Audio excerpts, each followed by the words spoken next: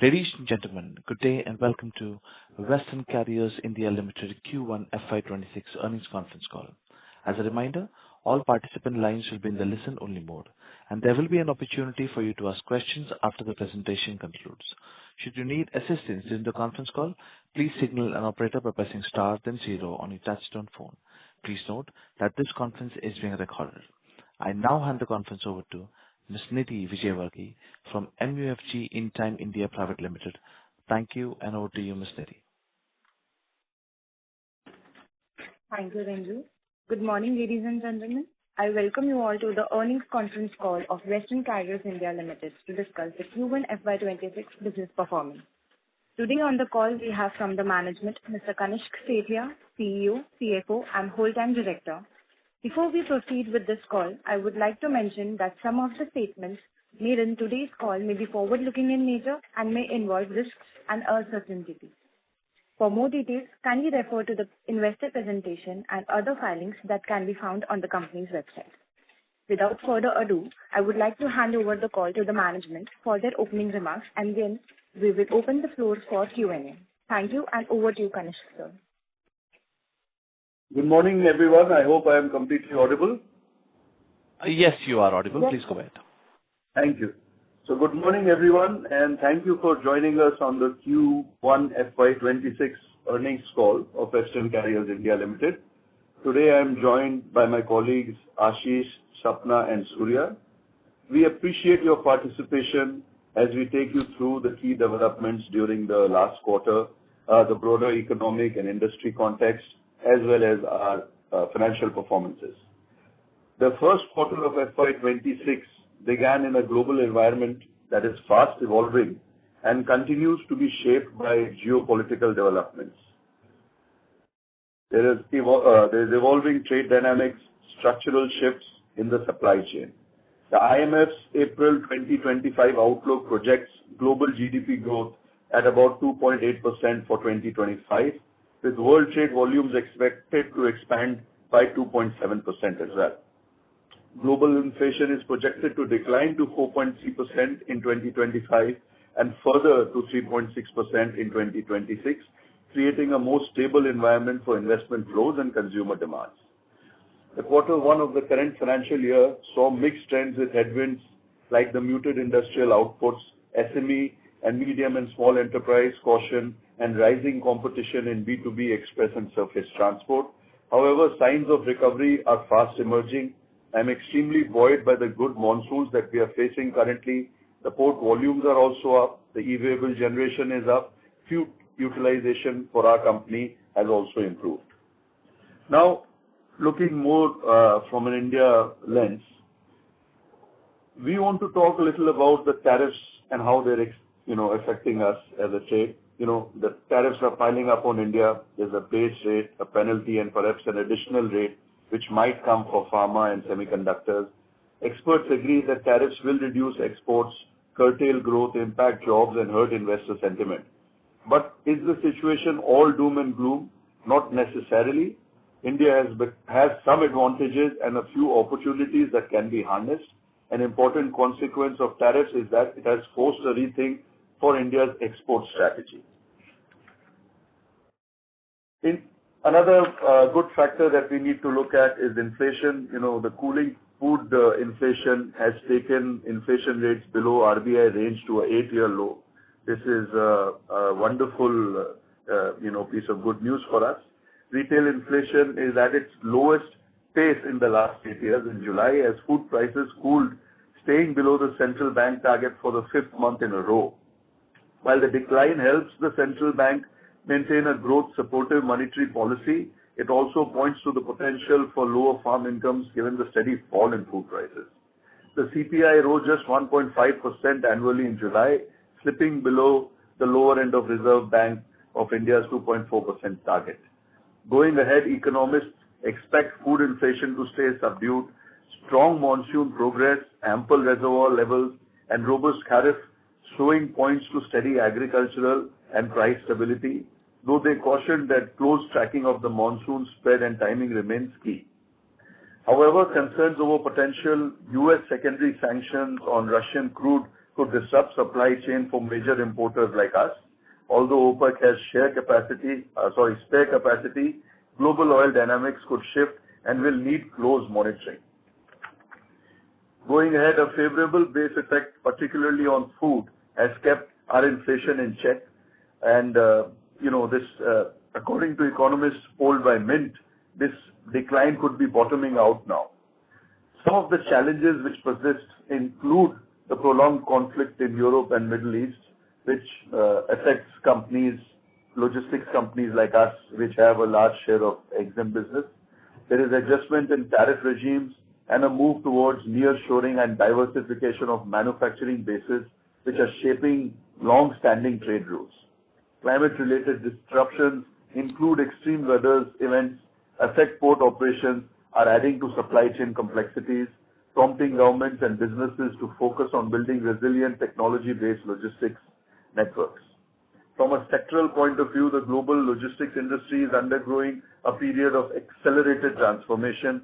Supply chains are increasingly being redesigned to be more agile, regionalized, and digitally integrated. The global container shipping volumes, which saw volatility in previous years, are now expected to grow modestly in 2025, supported by a rebound in manufacturing output and easing congestion at key ports. There is a lot of investments which is happening in automation, AI demand forecasting, IoT, etc. So this is, what we see from a sectoral standpoint. Coming to more about talking about the momentum, we feel the momentum in the logistics sector, especially in our country, has been further strengthened by the operation performance of the DFCs, the dedicated freight corridors. During Q1 of FY26, the Western DFC recorded 15.9 billion gross ton kilometers, which is GTKM, registering a growth of approximately 25% over Q1 of FY25. The Eastern DFC achieved 34.5 GTM in the same period, which is almost 19% higher than the previous year. Together, the two corridors are now moving close to 400 trains a day, with the eastern section alone handling over 200 of these and the western section at around 182. This increase in throughput is contributing to faster, more reliable freight movement and improved asset utilization for shippers. For companies like us who are large in the multimodal space, this is an absolute game changer. I would be remiss if I didn't quickly mention the Sagarmala project, which continues to progress, enhancing maritime connectivity and facilitating greater coastal shipping and inland waterways cargo flow. Meanwhile, with the development of multimodal logistics parks, which is integrating warehousing, handling, and transport facilities as strategic hubs, it is further helping reduce the overall logistics costs and turnaround times. Against this background, the first quarter of FY26 saw important developments for our company as well. On the 17th of July, we inaugurated our 31-acre ICD MMCT at Devalia in Ahmedabad region in the presence of the Honorable Industries Ministers of Gujarat. The state-of-the-art MMCT is strategically located with direct connectivity to major West Coast ports, including Mundra and Pipavav. It is equipped to handle all types of cargo and containers, serving both domestic cargo and EXIM trade with high efficiencies. Following the launch, we commenced fixed schedule rail services from our MMCT Devalia to key destinations across the country. To the north, we are using facility at CMLK, which is Khatuvas. To the south, we started services to Bangalore, and in the east, we are at Calcutta and Guwahati. These scheduled services strengthen our multimodal capabilities, our reach, and improve transit times, predictabilities, and enhance reliability for customers across various industrial and consumption hubs. In addition to the MMCT, which is now running quite smoothly, we have also deployed specially engineered heavy-duty containers for the transportation of steel coils. This initiative is part of a 3-year work order valued at over 1,100 crores that we recently acquired. The containers have been designed to meet the specific requirements of safety and efficiency in handling heavy steel coils as mandated by our principles. This development expands our specialized cargo handling capabilities manifold and is expected to be a major significant growth contributor going forward in this quarter and the quarters to come. Another new business development that I want to talk about is that we have commenced EXIM rail services from Hindustan Zinc Chanderia to Mundra, which is a new service. It's going on smoothly. We have seen good increase in DPD, which is direct port deliveries, as well as import TUs at various ports across the country. We're seeing a lot of demand, hence the major capex we had done last year, and with the intention of further capex of approximately 100 crores in total in this financial, of which approximately 9 crores has already been completed in quarter one, and more of it is planned for quarter two. The MMCT gives us a lot of focus on growing our businesses from Western India this financial, which fits very well with our long-term vision of getting more business from West India. As you know, we are getting long-term commitments with large customers pan-India, with 2 large contracts signed, earlier last financial year. One was with Vedanta and the other with Jindal, and these are both long-term contracts spread over 3 years each, giving us great visibility and planning opportunity. Both projects are now in full steam and gathering further pace going forward.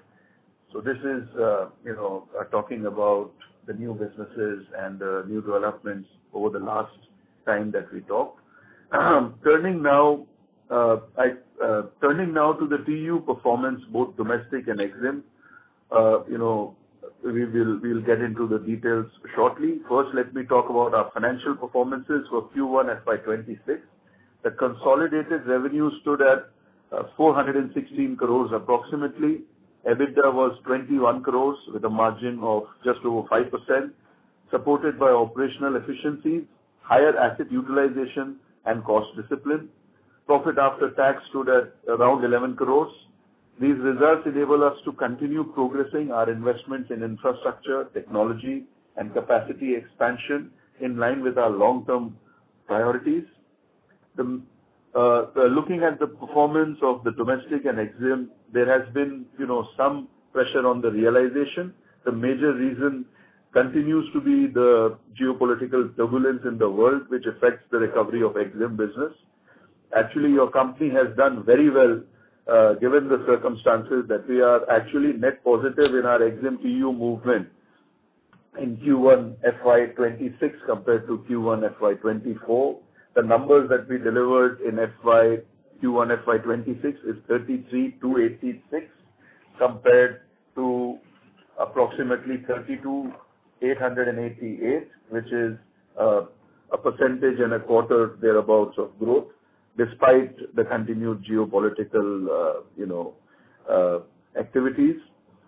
This point is quite, valid for us, that despite the situation in which the last 20 days of the quarter one was actually quite badly hit by the Iran-Israel crisis, we still managed to keep our, EXIM numbers positive. And this gives us a lot of hope that we will be able to grow our EXIM business, especially, there are amidst several signs of stability in geopolitical scenario, and we are very, very positive that we'll be able to grow our EXIM numbers and do further recovery in quarter two and going forward. Other reasons which affected, the net margins include a slight decrease in the lead by around 4% and less demand that we saw in North India in quarter one.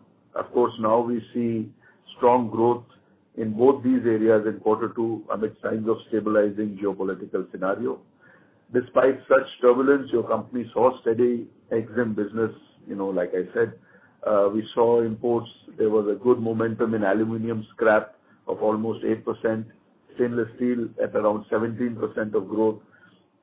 Like I said previously, we have commenced the EXIM rail services for Hindustan Zinc from Chanderia to Mundra port, which is a new service we have started. There has been a good increase in direct port deliveries, and we are seeing almost 18% growth, here.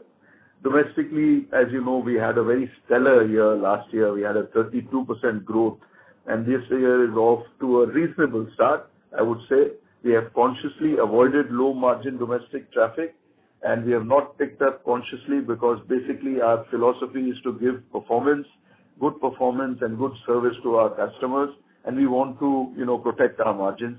So we are not chasing low-margin domestic business. At the same time, your company is working quite diligently on increasing return traffic, which will reduce empty runs, which is expected to start happening in the second half of this year. So with the good management of demand, we are quite hopeful that in the next few quarters, we'll be able to show a stellar performance in domestic as well, just like last year. Like I said, we did a 32% growth year-on-year last year in domestic, and, we are trying to see how we can improve further. In domestic, after a steady Q1, now there's very robust growth we are observing in Q2 with excellent demand pan-India, particularly from Eastern India. Also, our new multimodal cargo terminal at Davaliya in Gujarat will also give a major boost in business volumes for us in the coming quarters, we feel. And as we grow our service offerings to various industries, we'll be able to grow, piggybacking on this. This MNCT will serve both EXIM as well as domestic cargo. And for domestic cargo, we have already successfully launched East, North, and South, like I discussed. Various customer verticals include tiles, soda ash, industrial aggregates, food products, MSME, and this number keeps on increasing day by day, week by week, as we consolidate our operations. To start with, obviously, the MMCT is only domestic business currently, and as EXIM customs notification takes some time, we are working on that, but eventually it will have both domestic and EXIM cargoes. We have received very positive initial response from all industries, for which we are very obliged.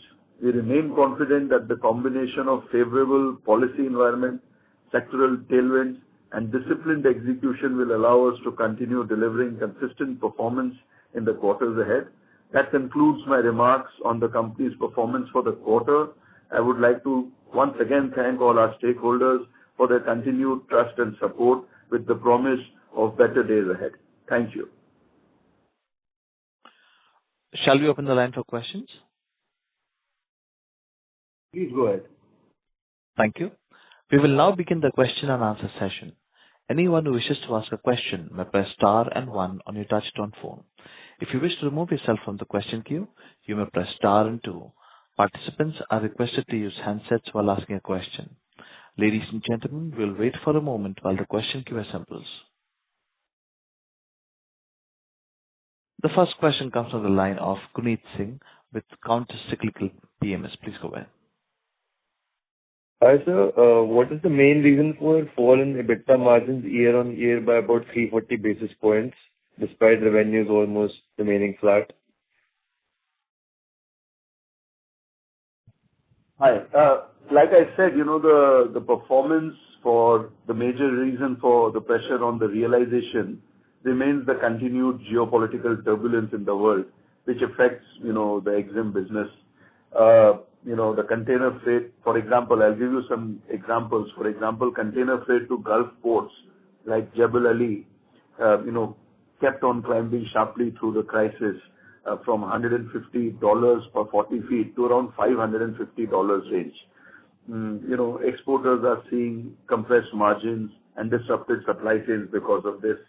Ships are increasingly having to reroute, through the Cape of Good Hope instead of Suez Canal and Red Sea, adding almost 10 to 20 days in transit, So that puts pressure on the margins of our customers, which also adversely affects us. Similarly, there was a decrease in the lead by 4% and less demand in the North India in quarter one.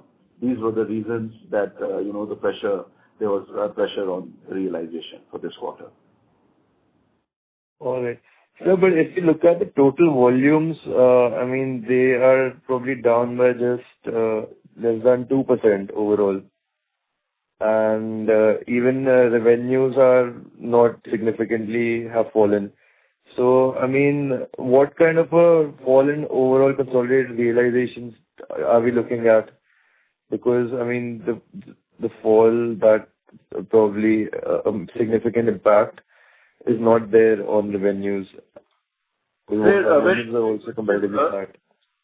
It's a very fair question. The reason is that, that we've been able to protect our revenue, without having to take low margin businesses, gives us very hope that we'll be able to improve our margins going forward as the situation sort of now starts stabilizing.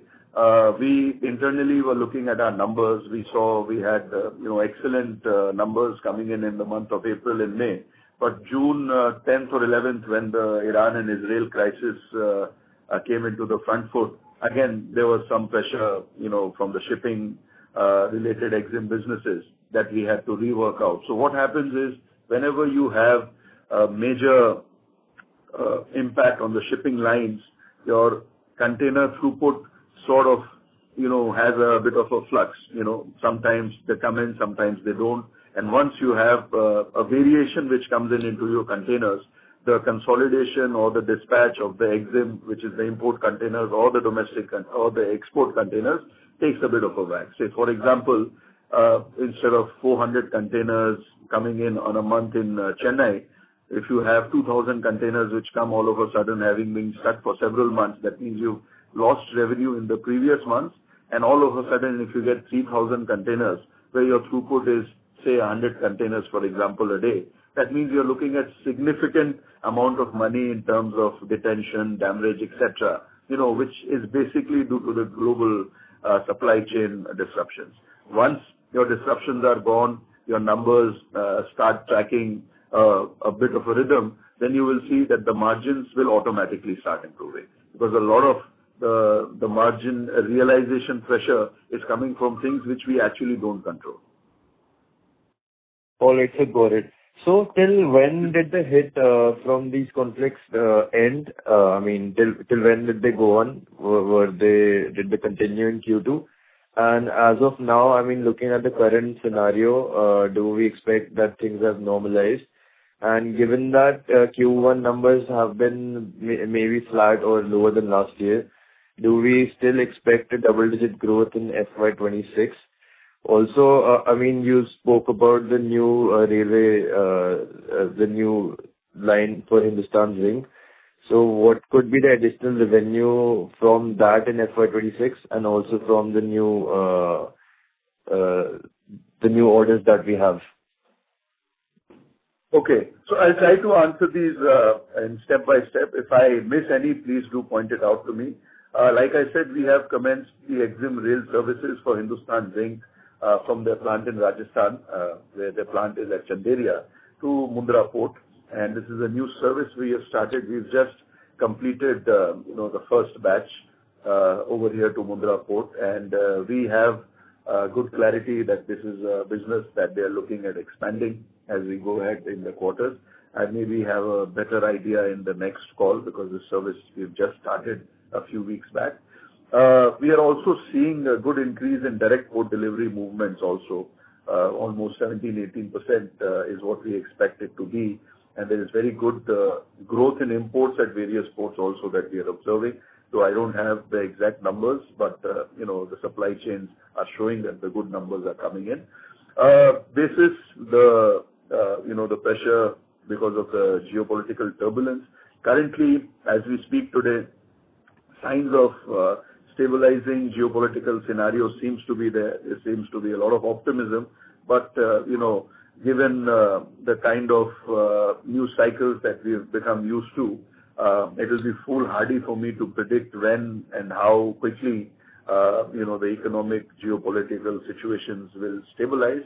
But given where we are right now, I'm fairly optimistic that there is end at the light of the tunnel, and with the supply chains incoming and outgoing through the shippings stabilizing in India, I think our margins should be incrementally improving going forward, ceteris paribus. All right, sir. And do we expect any volume growth this year? So we are, like I said, sir, that what we could control, we controlled, and we saw very good growth internally in the month of April and May. Unfortunately, the Iran and Israel crisis, which took part in the last 3 weeks of the quarter, affected some of the growth numbers. But if things remain constant and the signs of stabilization in the geopolitical, we are very, very optimistic that we'll be able to have very good growth both in EXIM as well as domestic. We've actually had a positive growth in EXIM in the last quarter, and we are very hopeful that we'll be able to grow this. And the domestic performance was also, not bad. It was off to a reasonable start. We had a 32% growth last year. So, we are trying to grow the domestic business as well, and that one of the big moats for our domestic business growth, sir, is going to obviously come from our multimodal cargo terminal at Devaliya, which is a 32-acre facility. And we are very hopeful that it is going to, turbocharge our domestic growth. And we are also, like I pointed out in my introductory note, we are consciously trying to avoid low-margin domestic traffic. We want to do business which, A, adds value to our customers, and B, protects our margins as well. So we are very conscious in trying to stick to decent margin domestic business. And given our moat in East and West, I think that is something that we are reasonably well at building, sir.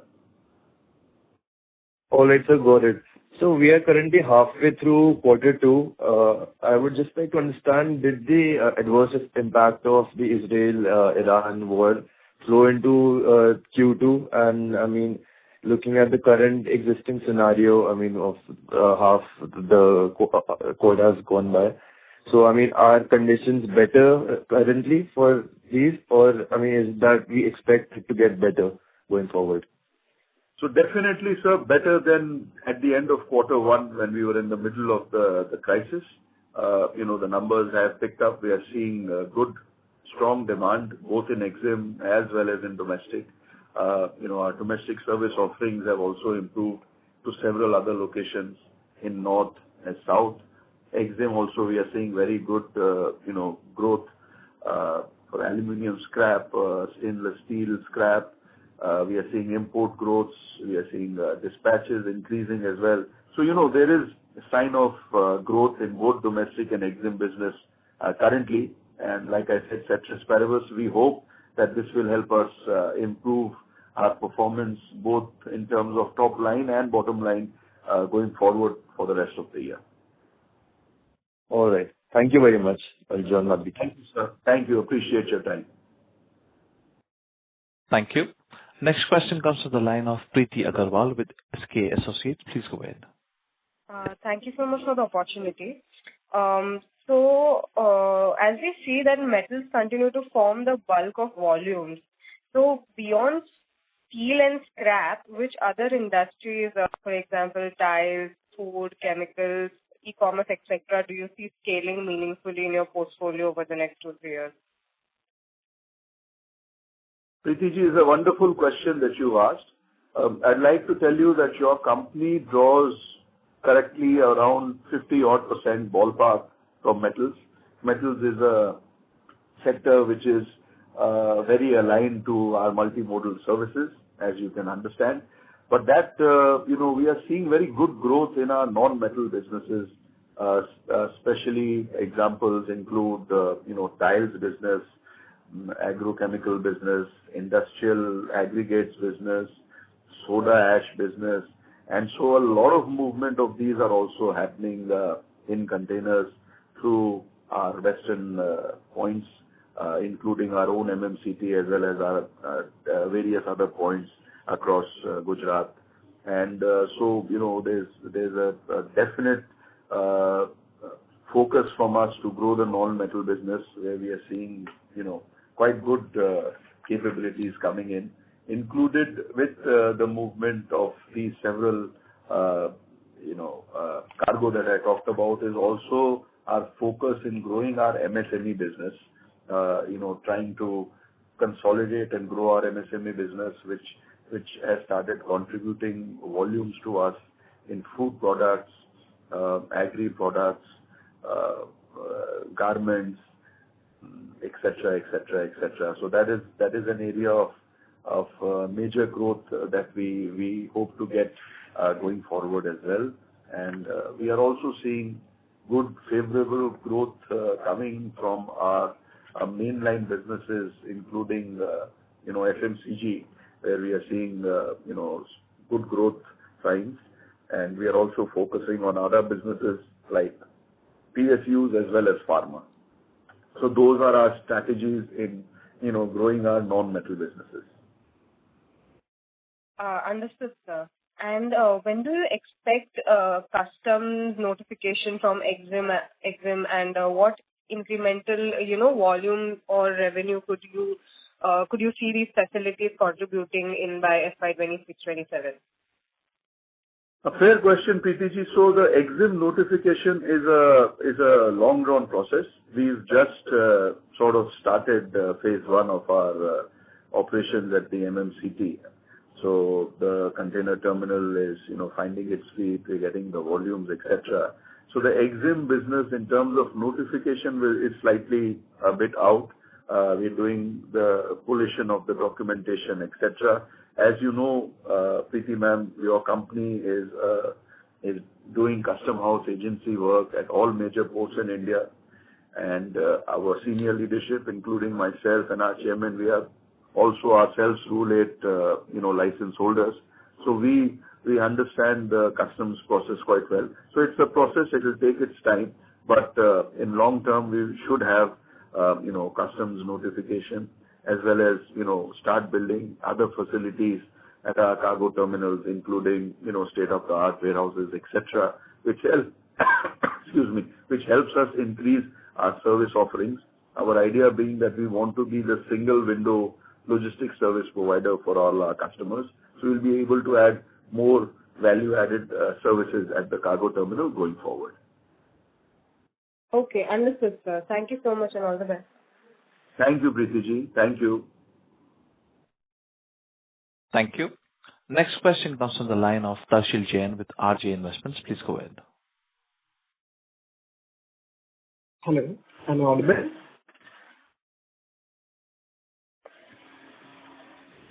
Hello, am I audible?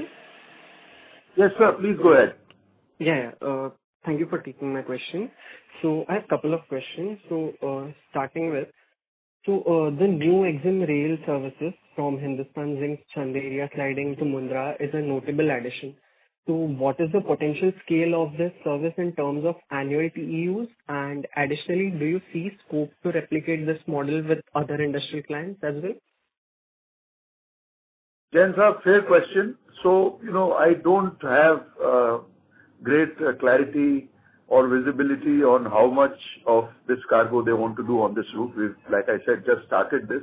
These are early days, but we are very hopeful that this should grow into a substantial business as they look at, their western seaport as well as export markets. The same idea is to replicate this with not only Zinc, but with several other customers. For the sake of business interest, I can't go into detail there, but allow me to say that this is an idea that we are working on both fronts, the domestic to EXIM and EXIM to domestic for several customers, new and old. Understood, sir. Understood. And my second question is that you highlighted that initiatives on return cargo will start showing benefits in H2.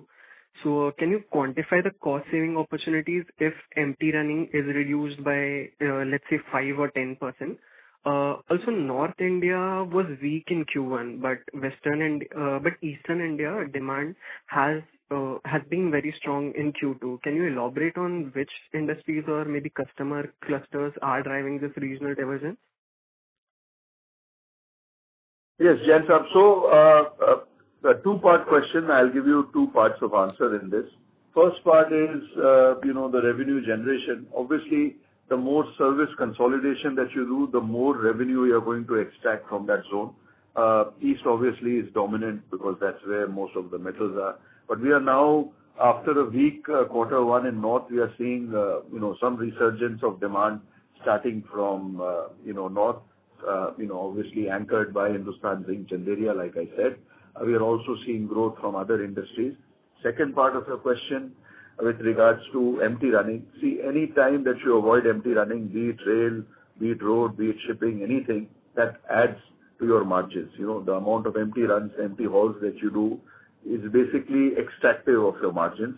So now that we've started work on these two ultra mega large projects, we are trying to see how much we can consolidate and try to reduce our empty haulage.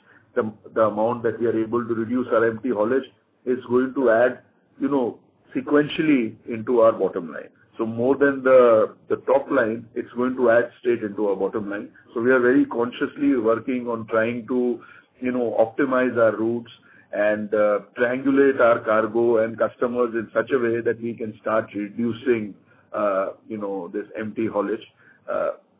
A lot of the capex which has just gone in right now has just implemented into, building up the supply chains.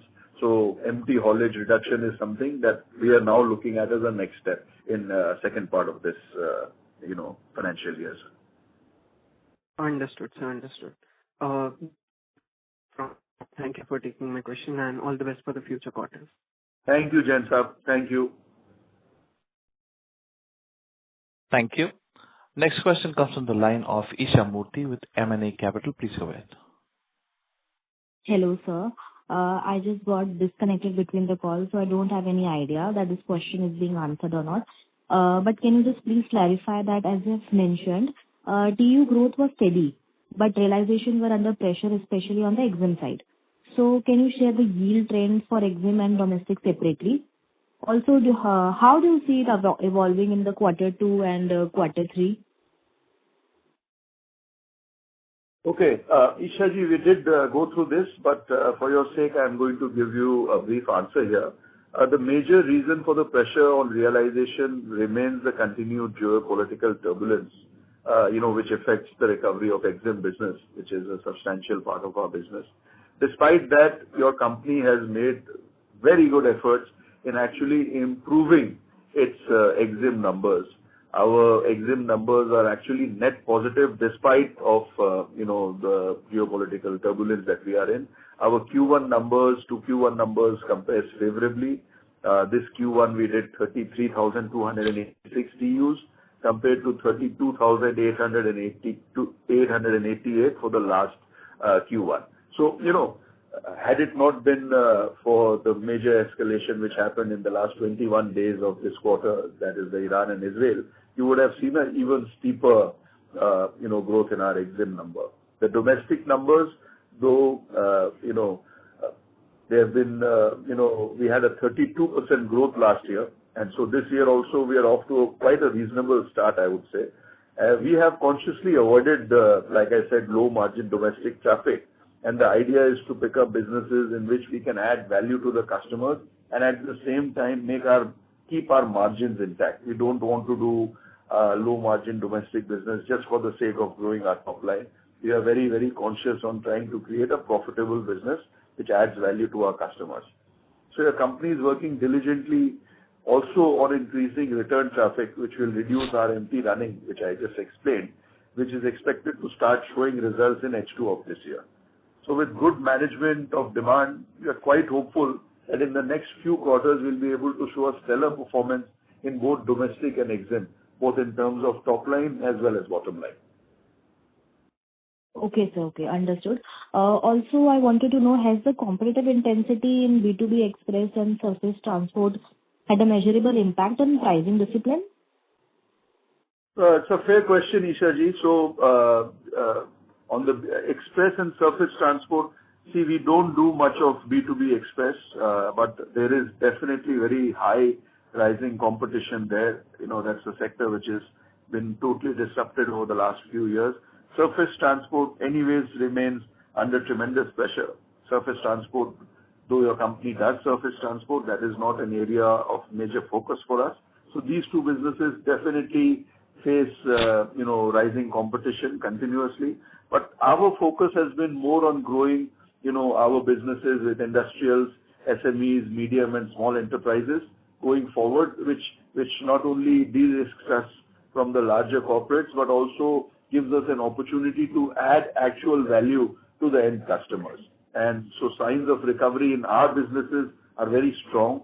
I'm also extremely buoyed by the good the good monsoons that we are currently facing, and the port volumes are up, the e-way bill generations are up.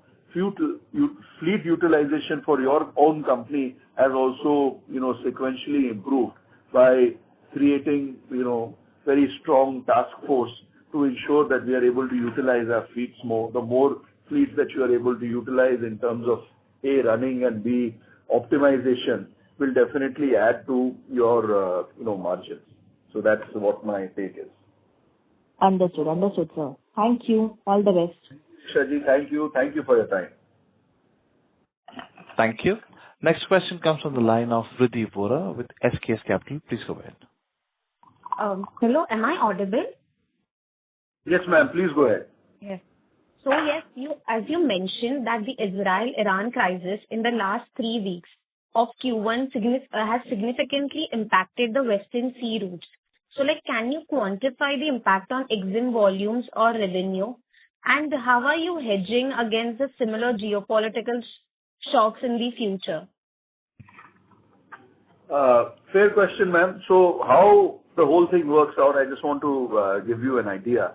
The mainline shipping route, the mainline shipping business is the base for any EXIM or, import business in anywhere in the world, actually. So, that basically decides how the business opportunity is going to run.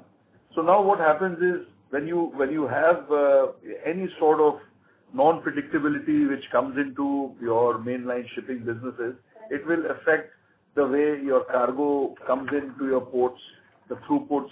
Everything is dependent, on that. So if you have erratic vessel schedules, it will lead to congestion at the ports, at the transshipment ports. If you have congestion at the transshipment ports, this will lead to, dip in the number of containers coming in, and this will basically have a contagion effect. So, for example, if your cargo is not moving in a schedule, then what happens is if it is stuck if there is congestion at the transshipment ports, you might have months in which your cargo doesn't come, and then you might have all of a sudden a month in which you have a cargo which is consolidated of 2 or 3 months. So that kind of, affects the business in terms of detention and damage. Going forward, post, like I said, April and May, we were seeing stellar growth compared to last year, but then a lot of it got eroded due to this crisis in the last 3 weeks. Again, from July, things have sort of started stabilizing. We saw very good numbers in July, and we are looking at very good numbers currently in this month for the rest of the quarter as well. So this quarter is looking good in terms of top line, and we are consciously working very hard on improving the bottom line at the parts of the business that we control, which is basically optimization of our routes, reduction in empty haulage, all of that, turnaround, etc. So efficient, bringing in efficiency into our operations is what we can control, ma'am, and that is what we are very strongly focused on doing in this quarter and going forward. And with some, help coming from stabilizing geopolitical scenario, which we do not at all control, that should actually help us buffer up our bottom line numbers even further. Okay. This was quite helpful, and thank you so much, and all the best for the coming quarter. Thank you, ma'am. Thank you for your time. Thank you.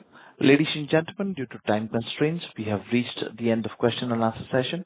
I would now like to hand the conference over to Nidhi for closing comments. Thank you. I would like to thank the management for taking time out for this conference call today, and also to all the participants. If you have any queries, please feel free to contact us. We are MUFG In Time Investor Relations Advisors to Western Carriers India Limited. Thank you so much.